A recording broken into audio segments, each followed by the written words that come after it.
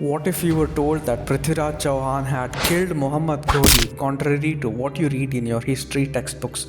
Most of the mainstream history books say that Prithviraj Chauhan was defeated in the Second Battle of Terrain and was later beheaded by Ghori for treason. But a semi-historical epic named Prithviraj Raso, written by his court poet Chand Bardai, gives an alternate account that not many know. After Prithviraj Chauhan was defeated by Muhammad Ghori, he was captured along with his men and taken to Ghazni as prisoners. According to the Prithviraj Raso, Ghori blinded Prithviraj out of cruelty and humiliation. "You can take my sight, Ghori, but not my vengeance," roared Prithviraj. "What can a blind lion do? Your days of war are over, Rajput," Ghori laughed. Ghori would often drag Prithviraj Chauhan to his court, mocking him before his nobles to weaken his spirits. In the dungeon, Prithviraj's royal bard and his friend Chand Bardai remained by his side. "They have taken your sight, my king, but they have forgotten that the greatest warriors do not fight with their eyes, they fight with their instincts," Chand Bardai rousingly told his king, and together they devised a plan for revenge. For weeks, Chand Bardai helped Prithviraj sharpen his other senses. He counted footsteps, he recognized the wind's shift, he could hear the faintest whispers from across the courtyard, and he still had his greatest skill, Shabdabhedi Baan Vidya, the art of shooting arrows by sound alone. One evening after the practice, Chand Bardai whispered in Prithviraj's ear, "The time has come." Like any other day, Prithviraj Chauhan was taken in chains to the royal court to be mocked at. Ghori's grand court was alive with laughter and music.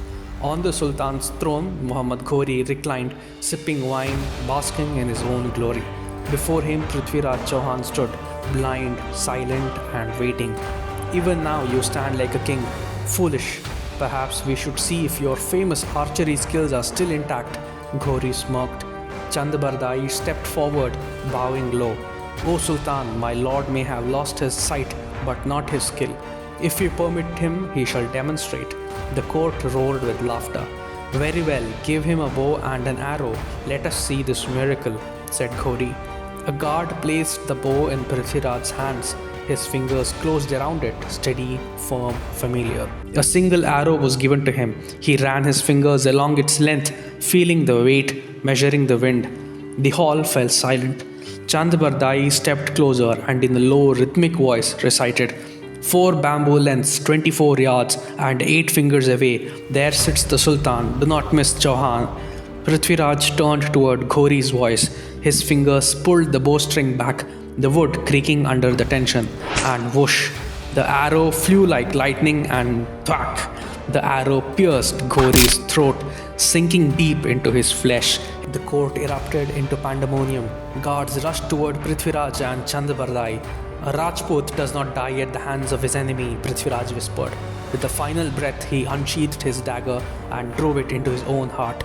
Chand Bardai, his mission complete, followed his king into eternity. And so, Prithviraj Chauhan wrote his final chapter in blood, turning his death into victory.